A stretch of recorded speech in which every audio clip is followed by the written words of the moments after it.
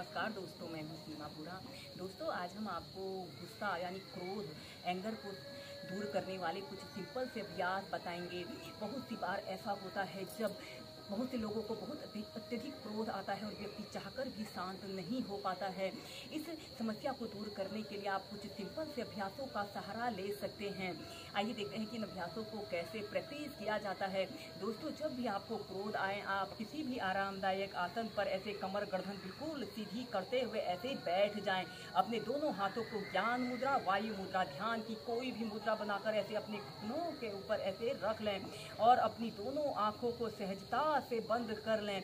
किसी से कुछ ना बोलें और अपना समस्त ध्यान अपने श्वासों के आवागमन पर रखें। हर आती जाती श्वास पर अपने ध्यान को केंद्रित कीजिए और अपने शरीर को शांत शांत शांत करने की कोशिश करते हैं।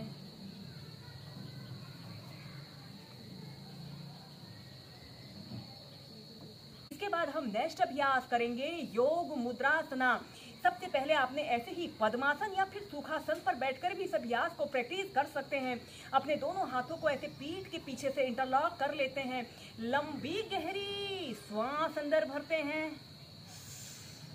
और श्वास छोड़ते हुए आपने ऐसे आगे को झुक जाते हैं। अपनी ठोड़ी को या फिर अपने माथे को जमीन पर स्पर्श कराते हुए अपने दोनों हाथों को ऐसे ऊपर की तरफ उठा लें और एक आरामदायक अवधि के लिए कम से कम 30 सेकंड से लेकर 2 मिनट तक ऐसे ही इस योग मुद्रासना की पोजीशन पर रहें।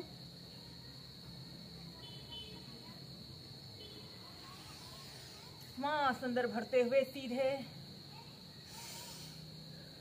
श्वास छोड़ते हुए ऐसे आगे को झुकना है।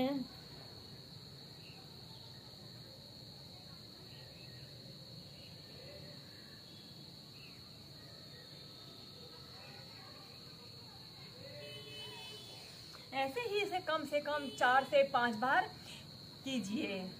अब हम करेंगे गर्भासना योग। गर्भासना योग स्ट्रेचिंग का एक बहुत अच्छा अभ्यास है। इस अभ्यास को करने से हमारे शरीर के जोड़ों के अंगों पर बहुत अच्छा प्रभाव पड़ता है। इस अभ्यास को करने से हमारे चेहरे के चमक में भी वृद्धि होती है। जब भी आपको अत्यधिक क्रोध आए और आप चाहकर भी शांत न हो पाए तो इस गर्भासना योग को आप कम से कम 2 से 5 मिनट अपनी दिनचर्या में जरूर शामिल करें।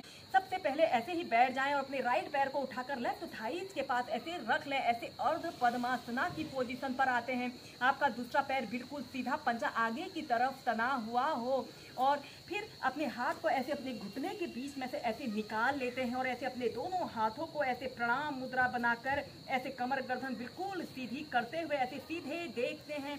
कम से कम 30 सेकंड तक ऐसे ही होल्ड करके रखें या फिर अपने दोनों हाथों से ऐसे अपने कान को ऐसे पकड़ लेते हैं।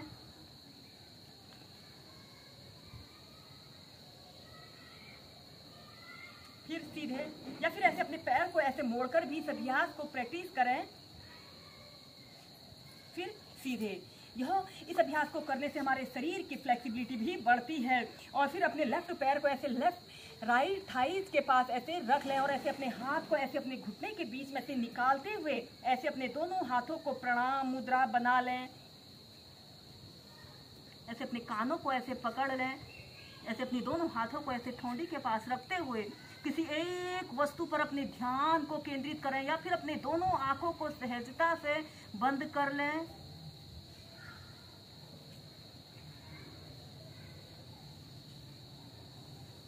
फिर सीधे। ऐसे ही इसे 2 से 3 बार कीजिए।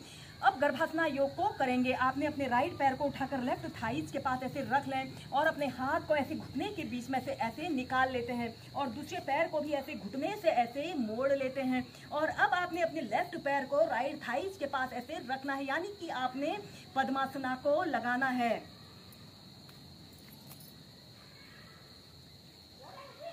ऐसे पद्मासना को लगा लिया और अपने दोनों हाथों को ऐसे प्रणाम मुद्रा बनाकर ऐसे अपने दोनों हाथों को ऐसे अपने माथे के समीप ऐसे लाते हैं।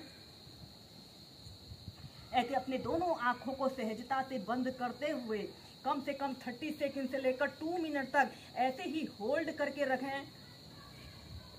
जब आप इस अभ्यास को करेंगे तो खुद ही फील करेंगे कि हमारा संपूर्ण शरीर काम, कूलिंग और रिलैक्स स्टेज में आ रहा है।